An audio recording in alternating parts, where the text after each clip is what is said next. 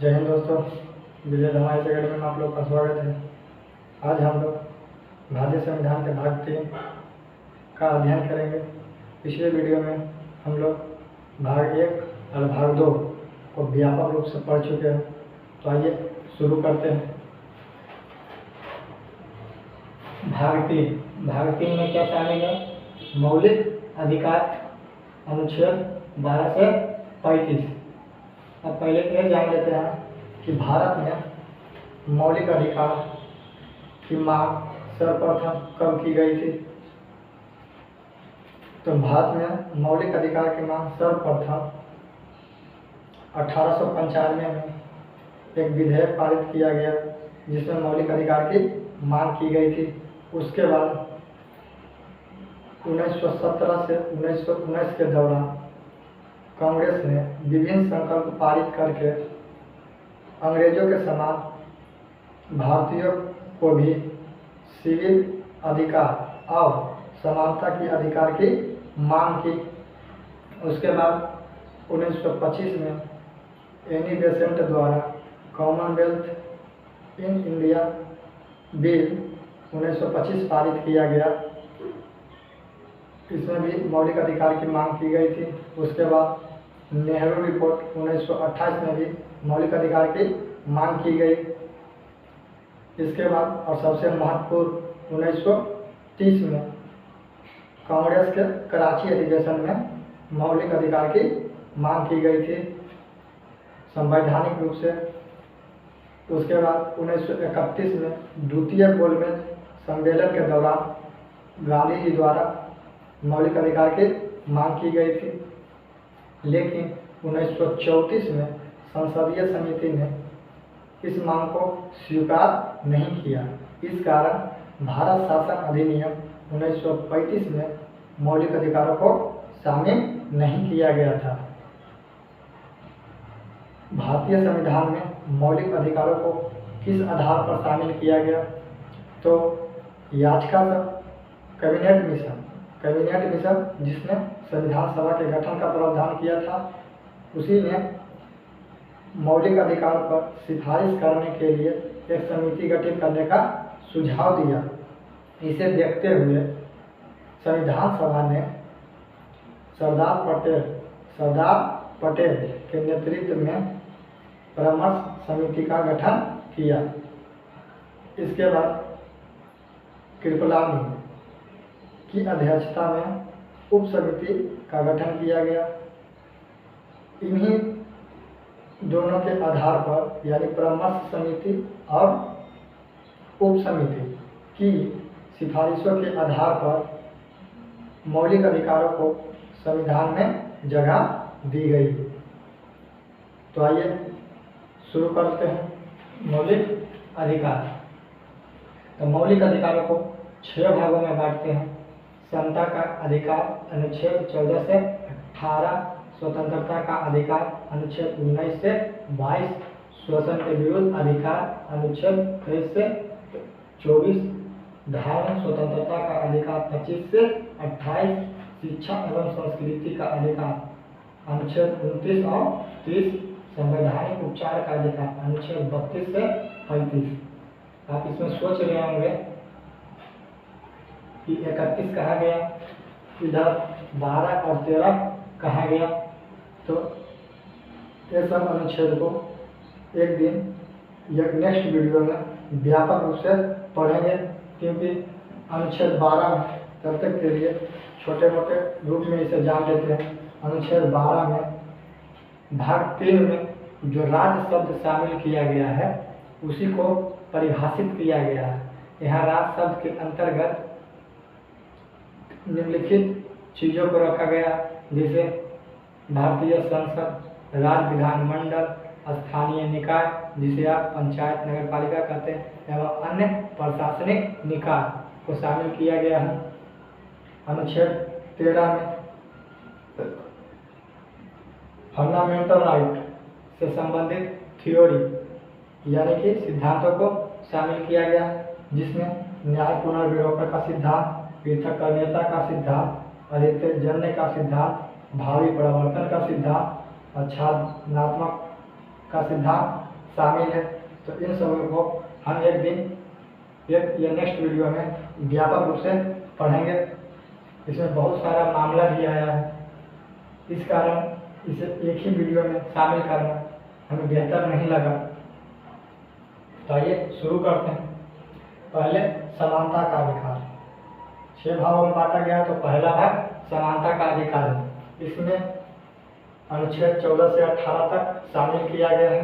अनुच्छेद 14 क्या कहता है? 2 बातें कहता है, विधि के समक्ष समता और विधियों के समान संरक्षण। विधि के समक्ष समता अमेरिका नहीं, ब्रिटेन से लिया गया। अब विधियों के समान संरक्षण ये अमेरिका से लिए हैं। यानी विधि के समक्ष समता कहाँ से लिया गया है? तो ब्रिटेन से। विधियों के समान संरक्षण कहाँ से लिया गया है? अमेरिका से।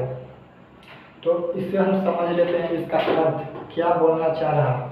तो कह रहा है विधि के समक्ष समता, कहता है कानून के नज़र में सभी लोग समान हैं, चाहे उसकी सामाजिक हैसियत या दर्जा क्यों ना हो, वह वे लोग कानून के नज़रों में समान होंगे। यानी एक भिखारी और एक अंबानी दोनों कानून के नज़र में बराबर है, लेकिन इसका बहुत अपवाद भी मिलता है। दूसरा पॉइंट क्या कह रहा है? विधि के समक्ष विधियों के समान संरक्षण। ये कह रहा अर्थात समान परिस्थितियों में सभी व्यक्तियों के साथ कानून समान व्यवहार करेगा, किसी के साथ ज़्यादा या किसी के साथ कम नहीं करेगा। पहले पॉइंट का एक बात और निकलता है कि भारत में जो कह रहा विधि के समक्ष समता, भारत में कानून का शासन बदलाता है कि केवल भारत में कानून का ही शासन होगा। अनुच्छेद 14 कहता है 15 कहता है धर्म, जाति, मूल वंश, लिंग या जन्म स्थान के आधार पर भेदभाव, इधर से इधर उल्टा हो जाता है सर, भेदभाव का निषेध किया गया है। इसका 2 अपवाद है, अनुच्छेद 15(3) और अनुच्छेद 15(4). अनुच्छेद 15(3) क्या कहता है? अनुच्छेद 15(3) कहता है राज्य को महिलाओं और बच्चों के हितों के संरक्षण के लिए विशेष प्रावधान करने की शक्ति देता है। किसको? राज्य को। फिर अनुच्छेद 15(4) में राज्य को पिछड़े वर्ग के हितों के संरक्षण करने के लिए या संरक्षित करने के लिए विशेष प्रावधान करने की शक्ति दे देता है। यानी कि ये दोनों अनुच्छेद 15(3) अनुच्छेद 15(4) किसको शक्ति प्राप्त है? राज्यों को। अनुच्छेद 15(3) में महिलाओं और बच्चों के संरक्षण के लिए विशेष प्रावधान कर सकता है और अनुच्छेद 15(4) में पिछड़े वर्ग के हितों के संरक्षण के लिए विशेष प्रावधान कर सकता है। यानी ये दोनों क्या कर रहा है? इसका उल्लंघन कर रहा है। यहाँ लिंग के आधार पर महिलाओं को विशेष सुविधा दिया जाएगा, यहाँ पिछड़े वर्ग यानी जाति के आधार पर उसे विशेष अधिकार दिए जाएंगे, ये विशेष व्यवस्था की जाएगी। यानी 15 का उल्लंघन कर रहा और साथ ही 29(2) का भी उल्लंघन करता है। 29(2) जब हम शिक्षा और संस्कृति पढ़ेंगे तो उसमें देखेंगे कि 29(2) में क्या कहा गया है।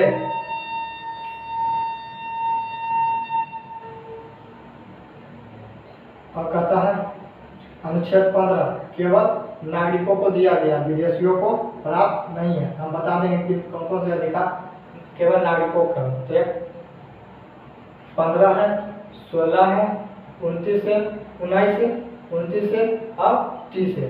ये 5 अधिकार को छोड़कर 15, 16, 19, 29 और 30 ये 5 अधिकार को छोड़कर अन्य सभी अधिकार विदेशियों को भी दिए गए हैं। यानी ये नागरिकों को दिया गया है। और दूसरा बात, राज्यों के विरुद्ध व्यक्तियों को दिया गया, फिर व्यक्तियों के विरुद्ध व्यक्तियों को भी प्रदान किया गया। जैसे आप देख सकते हैं धर्म के बात है, कोई भी धर्म को ज़्यादा ऊंचा नहीं माना जाएगा, चाहे वह स्वर्ण हो, निम्न वर्ग हो, निम्न जाति हो, दलित हो, एसटी हो, एससी हो, आदिवासी हो, सभी को बराबर समझा जाएगा। इसी कारण यह व्यक्तियों के विरुद्ध है। जैसे कोई चाहेगा कि हम ऊंची जाति के हैं तो नीची जाति के विरुद्ध नीची जाति के लिए कैसे काम कर सकते हैं या कुछ कर सकते हैं, यानी कि इसका विवेक करता है, यानी कि ये भी व्यक्तियों के विरुद्ध बदलाता है। अनुच्छेद 16 कहता है लोक नियोजन के विषय में अवसर की समानता, यानी अवसर की समानता का बात करता है। इसका जो खंड है 16(1) और 16(2) में सामान्य नियम का प्रावधान किया गया, मतलब कि इसी के नियम का प्रावधान किया गया। बताता है कि राज्य किसी व्यक्ति को धर्म, जाति, लिंग, जन्म स्थान आदि के भेदभाव आदि के आधार पर अयोग्य घोषित नहीं कर सकता, यानी किस चीज में अयोग्य घोषित नहीं कर सकता। तो अवसर क्या कर रहा है, अवसर की समानता। अगर राज्य कोई सेवा सृजित किया तो राज्य किसी व्यक्ति को इस आधार पर नहीं कर सकता कि आप इस जाति के हैं, आप इस सेवा में शामिल नहीं होंगे, आप लड़की हैं, इस सेवा में शामिल नहीं होंगे, उसका कोई अधिकार नहीं। यानी लिंग के आधार पर, धर्म के आधार पर, जन्म स्थान के आधार पर राज्य किसी प्रकार का भेदभाव किए बिना सभी को उन सेवाओं में स्थान देगा। आज बहुत ट्रेन जा रहे हैं।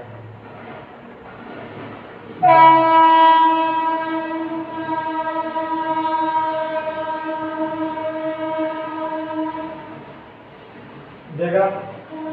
एक बात नोट में कह रहा है कि राज्य योग्यता निर्धारित करने के लिए स्वतंत्र है। राज्य ये कर सकता है कि जैसे हम राज्य कोई सेवा सृजित किया उसके लिए वह न्यून प्रावधान कर सके। जैसे आप कोई भी गवर्नमेंट एग्जाम डालते हैं या फिर स्टेट में कोई जैसे स्टेट पुलिस का वैकेंसी निकलता है तो आप फॉर्म फिलअप करते समय पढ़ते हुए कि हाँ 10th पास है, 12th पास है, BA पास है, ग्रेजुएट है, PG है। इस आधार पर आप देखते होंगे कि योग्यता वहाँ लिखा हुआ होता है, यानी राज्य योग्यता निर्धारित कर सकता है। कहीं कहीं आप देखते होंगे कि स्टेट पुलिस में 10th पास पर कांस्टेबल की भर्ती होता, तो कहीं 12th पास पर कांस्टेबल की भर्ती होती, यानी कि राज्य अपना अपना योग्यता निर्धारित करता है, लेकिन किसी व्यक्ति को अयोग्य घोषित नहीं कर सकता। अयोग्यता उसे निर्धारित करने का अधिकार नहीं दिया गया है। अब देखिए अनुच्छेद 16 का अपवाद है, अनुच्छेद 16(3) और अनुच्छेद 16(4। अनुच्छेद 16(3) कहता है कि राज्य कुछ विशेष परिस्थिति में, जैसे कि ऐतिहासिक परिक्षेत्र में किसी व्यक्ति के लिए विशेष व्यवस्था कर सकता है। फिर कहता कुछ विशेष धर्म के संबंध में, जैसे कहता है कि राज्य द्वारा कोई धर्म संग्रहित है या उसी के आधार पर चलाया जा रहा है, तो राज्य उसी धर्म से संबंधित लोगों के लिए स्थान या सीटें आरक्षित कर सकता है कि मैं इस धर्म में इसी धर्म के लोग या इस धार्मिक संस्थान में इसी धर्म के लोग शामिल होंगे, केवल इसी धर्म के लोग शामिल होंगे, यहाँ पे विवेक कर सकता। दूसरा कहता अनुच्छेद 16(4) अगर राज्य कोई सेवा सृजित करता है और वो अपने नजरिए से देखता है कि इस सेवा में किसी वर्ग का पर्याप्त प्रतिनिधित्व नहीं है, किसी समुदाय का पर्याप्त प्रतिनिधित्व नहीं है या वर्ग का प्रतिनिधित्व नहीं है, तो उस वर्ग या समुदाय के लिए विशेष व्यवस्था या आरक्षण का प्रावधान कर सकता है। आप सुनते हो कि आरक्षण अनुच्छेद 16(4) के तहत ही दिया जाता है गवर्नमेंट सर्विस में। इसको व्यापक रूप से एकदम पढ़ेंगे आरक्षण। ये लग रहा बहुत छोटा लेकिन बहुत बड़ा टॉपिक है, ये बहुत बड़ा टॉपिक है। अब अनुच्छेद 17 में अस्पृश्यता का अंत किया गया, यानी छुआछूत का अंत किया गया है। ये अनुच्छेद स्वयं किसी दंड का विधान नहीं करता, स्वयं किसी दंड को नहीं बनाता। अनुच्छेद 17 के लिए दंड का प्रावधान करने के लिए 1955 में संसद द्वारा अस्पृश्यता अपराध अधिनियम 1955 पारित किया गया। फिर इसे और सशक्त बनाने के लिए, मजबूत बनाने के लिए 1976 में संशोधन कर इसका नाम बदल दिया गया और उसके बाद कर दिया गया नागरिक अधिकार संरक्षण अधिनियम 1976। फिर इसे और मजबूत बनाने के लिए 1989 में संशोधन किया गया। फिर इसका नाम बदला कर दिया गया अनुसूचित जाति अनुसूचित जनजाति निरोधक कानून 1989 यानी कि 3 बार पहले पारित किया। 1955 में अप्रियता अपराध अधिनियम, फिर 1976 में इसमें संशोधन कर इसका नाम बदल दिया गया। क्या कर दिया गया? नागरिक अधिकार संरक्षण अधिनियम 1976। फिर 1989 में इसमें पुनः संशोधन किया गया और इसका नाम बदलकर अनुसूचित जाति अनुसूचित जनजाति निरोधक कानून अधिनियम 1989 किया गया। तो यह हो गया अनुच्छेद 17।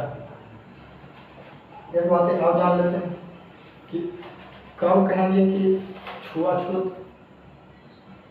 छुआछूत की भावना को कोई व्यक्ति मान रहा है। जब किसी व्यक्ति को हम निम्न परिस्थिति में, पहले जान लेते हैं कि निम्न परिस्थिति में अगर कोई व्यक्ति किसी व्यक्ति को सार्वजनिक सेवाएं नहीं देता है या फिर सामान की बिक्री नहीं करता है तो मानेंगे कि वह व्यक्ति अप्रियता के कानून का उल्लंघन कर रहा है। दूसरा, अगर किसी व्यक्ति को सार्वजनिक स्थल, मंदिर, होटल, रेस्टोरेंट, शैक्षणिक संस्थान आदि स्थानों पर प्रवेश नहीं देते हैं या नामांकन नहीं करते हैं तो वह संस्थान या व्यक्ति अप्रियता के कानून का उल्लंघन करता है। फिर तीसरा, नीची जाति के लोगों को मजाक का पात्र बनाकर पेश करेंगे तो वो भी अप्रियता के विरुद्ध है, यानी कि यह सब स्थिति में अप्रियता समझाया जाएगा। अगर ये सब स्थितियों में अगर किसी प्रकार का कार्य करते हैं या मानते हैं तो वह भेदभाव कहलाएगा। हमें अनुच्छेद 17 अर्थात 1989 में अनुसूचित जाति अनुसूचित जनजाति निरोधक कानून के तहत मुकदमा चलाया जाएगा। यह हो गया अनुच्छेद 17। अब भाग 2 पढ़ेंगे, स्वतंत्रता का अधिकार, अनुच्छेद 19 से 22। तो अनुच्छेद 19 पढ़ेंगे। अनुच्छेद 19 में 6 प्रकार की स्वतंत्रता दी गई है। पहला, भाषण और अभिव्यक्ति की स्वतंत्रता, यानी भाषण दे सकते हैं या बोल सकते हैं।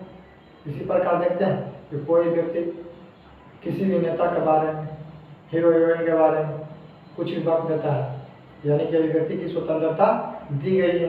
दूसरा कहते हैं शांतिपूर्वक सम्मेलन करने की स्वतंत्रता। देखते हैं इसमें कहा गया कि आप शांतिपूर्वक कहीं भी सम्मेलन कर सकते हैं, हो हंगामा उस सम्मेलन से नहीं होना चाहिए। लेकिन क्या किया गया, किसानों वाला हंगामा भी किया गया, लाल किले पर किसान पार्टी का तिरंगा भी फहरा दिया गया। ये गलत बात था। वे शांतिपूर्वक सम्मेलन करते, ये उनका अधिकार है। फिर तीसरा करा समुदाय या संघ बनाने की स्वतंत्रता। आप किसी प्रकार का संघ बना सकते हैं, समुदाय बना सकते हैं, इसकी भी स्वतंत्रता दी गई। जैसे ट्रेड यूनियन, किसान पार्टी, मजदूर पार्टी, यह सब आप बना सकते हैं।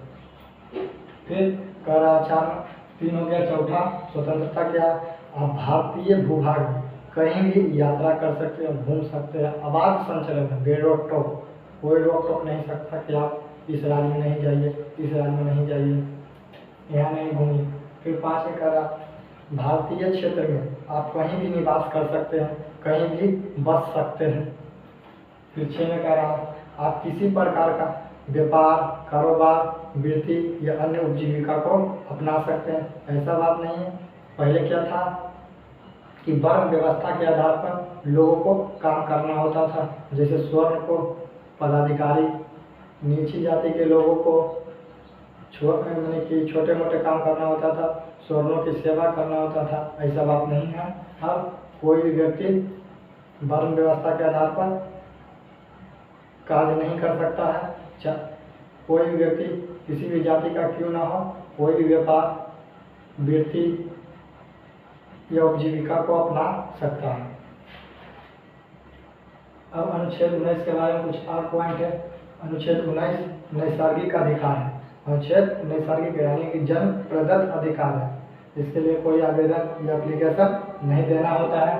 फिर कह रहा है यह कोई अत्याधिक अर्थात सीमित असीमित नहीं है, यह सीमित अधिकार है या सीमित है। फिर कह रहा अनुच्छेद 2 से 6 अनुच्छेद 19 के खंड 2 से खंड 6 तक, अनुच्छेद 19 के खंड 2 से अनुच्छेद 6 के तहत राज्य अनुच्छेद 19 पर युक्तियुक्त प्रतिबंध लगा सकता है। अर्थात ये बोल रहा है कि राज्य अनुच्छेद 19 से लेकर 19(2) से लेकर 19(6) तक के तहत राज्य इन 6 स्वतंत्रताओं पर युक्तियुक्त प्रतिबंध लगा सकता है। अब प्रतिबंध युक्तियुक्त है या नहीं इसकी जांच सर्वोच्च न्यायालय या उच्च न्यायालय द्वारा किया जाता है।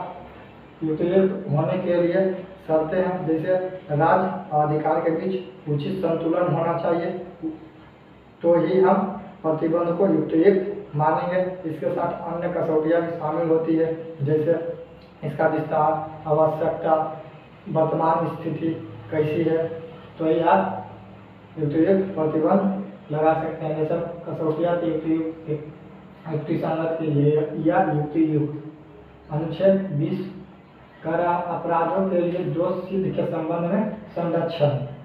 यहाँ कर जब किसी व्यक्ति को गिरफ्तार कर लिया जाता है तो उसे कुछ संरक्षण दिया गया है।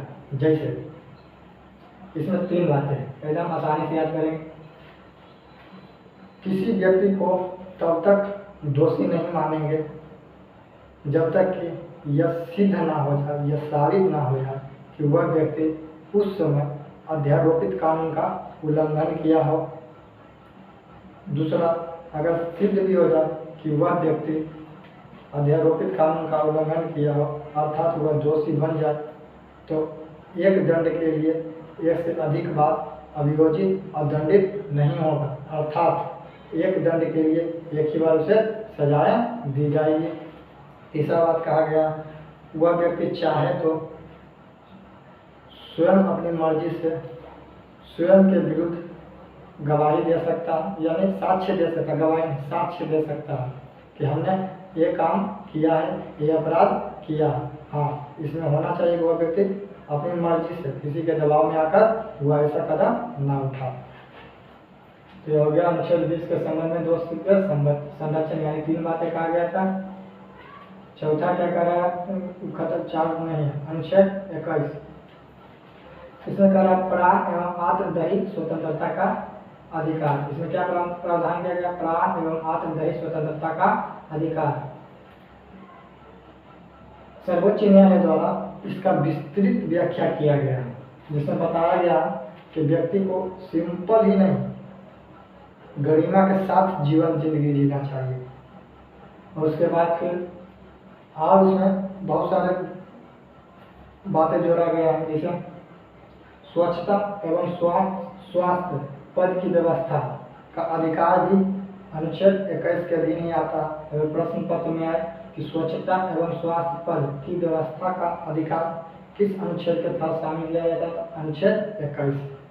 फिर इसमें जोड़ा गया है सुप्रीम कोर्ट द्वारा, अगर कोई नियोक्ता अपने कर्मगारों को या श्रमिकों को न्यूनतम मजदूरी प्रदान नहीं करता है तो वह नियोक्ता उस मजदूर को गरिमा के साथ जिंदगी जीने से वंचित करता है, जो अनुच्छेद 21 का उल्लंघन करता है। वही बात यहाँ शॉर्ट में, न्यूनतम मजदूरी प्रदान न करना अनुच्छेद 21 का उल्लंघन है। फिर यहाँ पे मैंने ये ऐसे है, यहाँ से आप घेर दीजिएगा।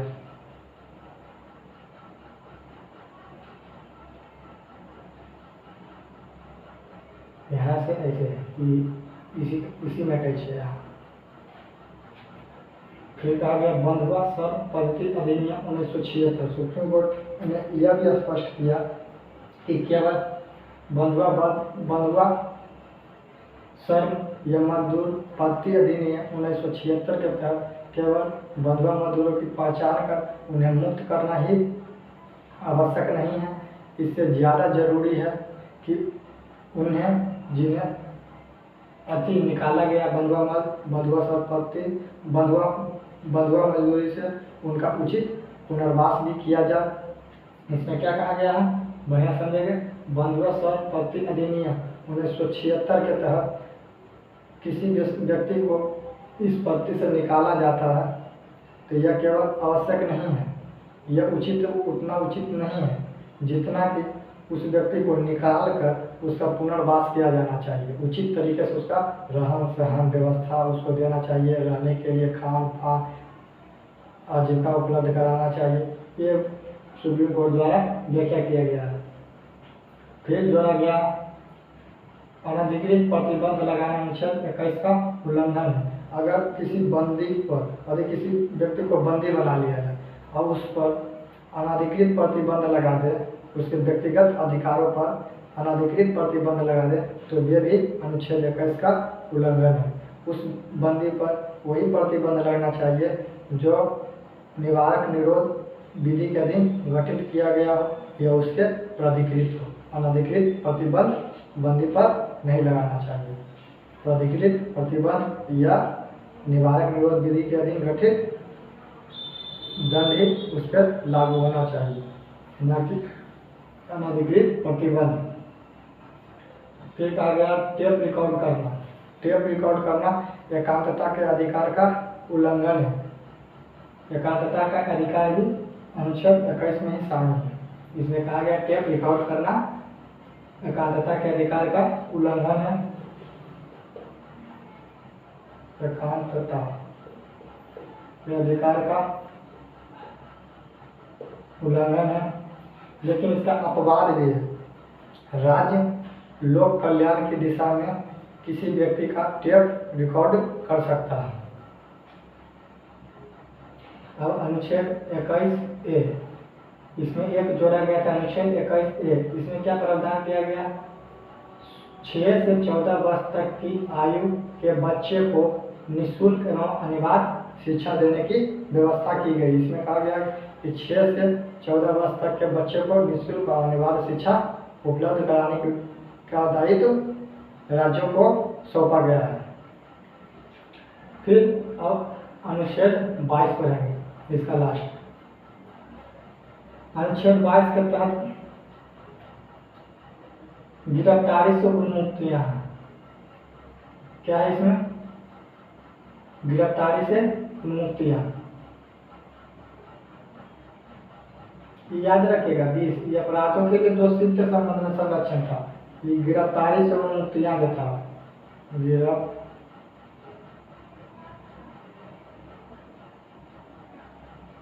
से उन्मुक्तियां।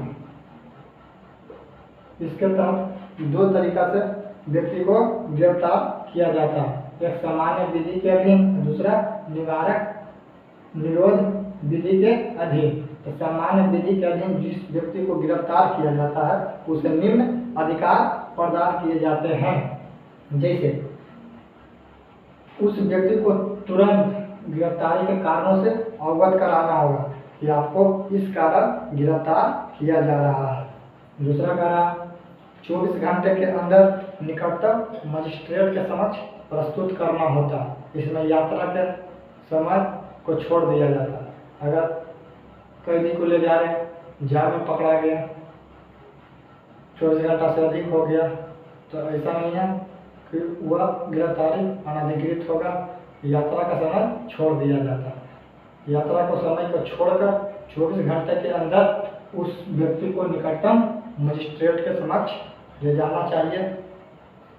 अगर 24 घंटा से ज़्यादा हो जाता है तो उस व्यक्ति को गिरफ्तारी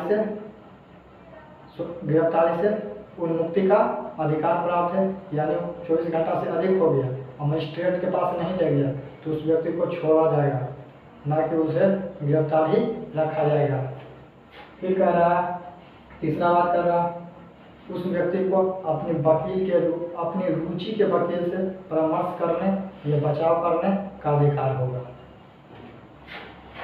इसमें बात यहाँ कहा गया कि स्वयं साक्षी होने के लिए गवाह नहीं दे सकता है कि हमने यह अपराध नहीं किया, तो अपना गवाह नहीं दे सकता।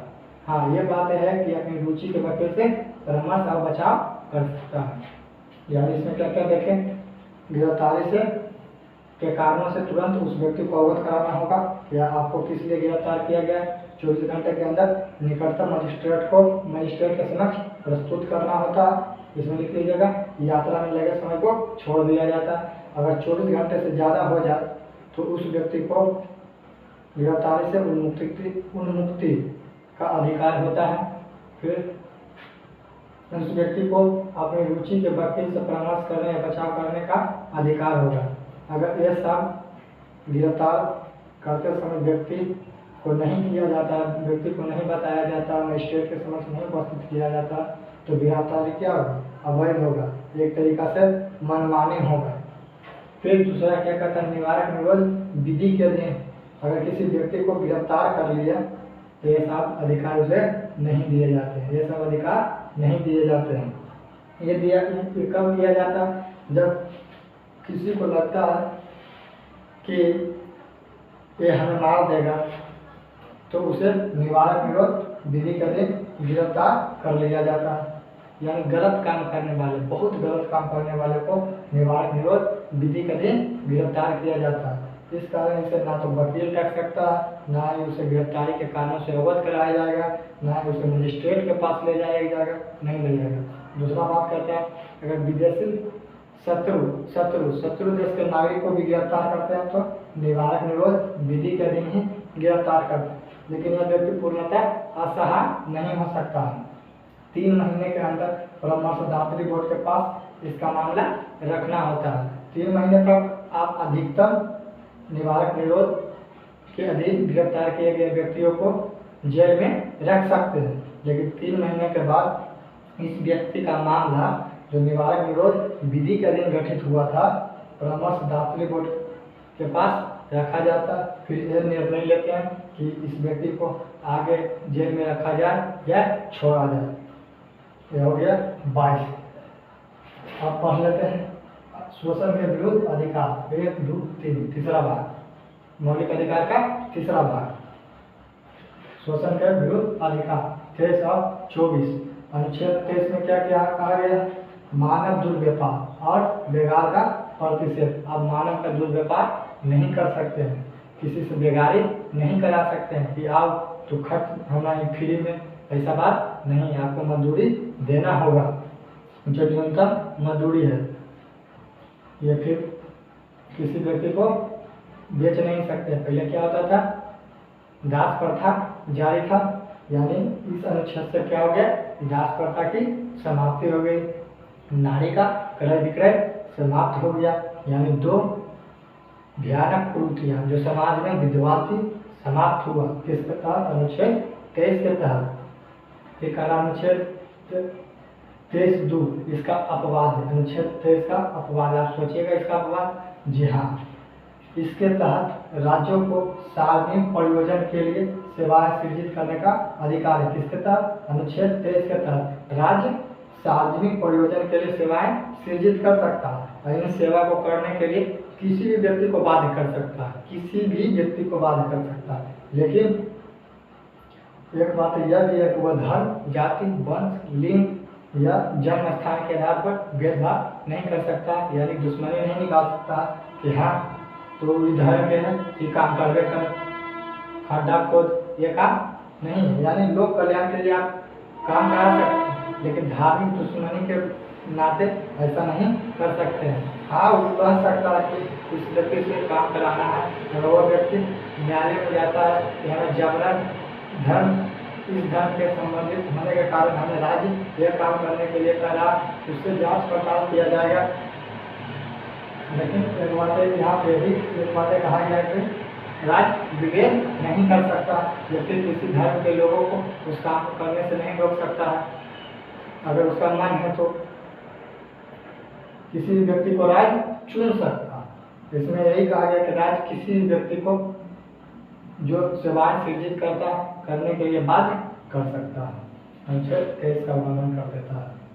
अनुच्छेद 24 इसमें क्या करा, 14 वर्ष से कम उम्र के बच्चे को कल कारखाने में नियोजित करने का प्रतिषेध, इसका कोई अपवाद नहीं है। जिसे देखते हैं हम लोग कि पहले 8 से 10 वर्ष के बच्चे को भी कल कारखाने में लगा दिया जाता था, 12-13 वर्ष के भी बच्चे को खराब जोखिम कार्यों में लगा दिया जाता था। लेकिन 1924 में क्या किया गया, जब तक बच्चा 14 वर्ष से कम उम्र का, उसे कल कारखाना उद्योग फैक्ट्रियों में नहीं लगाया जाएगा। 14 वर्ष से अधिक उम्र के बच्चे को भी कल कारखाने उद्योग में नियोजित किया जाएगा, इसका कोई अपवाद नहीं है। फिर नेक्स्ट वीडियो में हम लोग पढ़ेंगे 3। आज 3 पढ़े हैं, समानता का अधिकार, स्वतंत्रता का अधिकार और शोषण के विरुद्ध अधिकार। नेक्स्ट वीडियो में हम लोग धार्मिक स्वतंत्रता का अधिकार, शिक्षा का अधिकार और संवैधानिक उपचार का अधिकार पढ़ेंगे। उसके नेक्स्ट वीडियो में हम लोग अनुच्छेद 12, 13, 31 और मौलिक अधिकार की विशेषताएं, मौलिक अधिकार और कानूनी अधिकार में अंतर को पढ़ेंगे। फिलहाल के लिए धन्यवाद। चैनल को सब्सक्राइब करें, लाइक करें। कोई समस्या हो तो कमेंट के जरिए पूछ सकते हैं। मिलते हैं नेक्स्ट वीडियो में।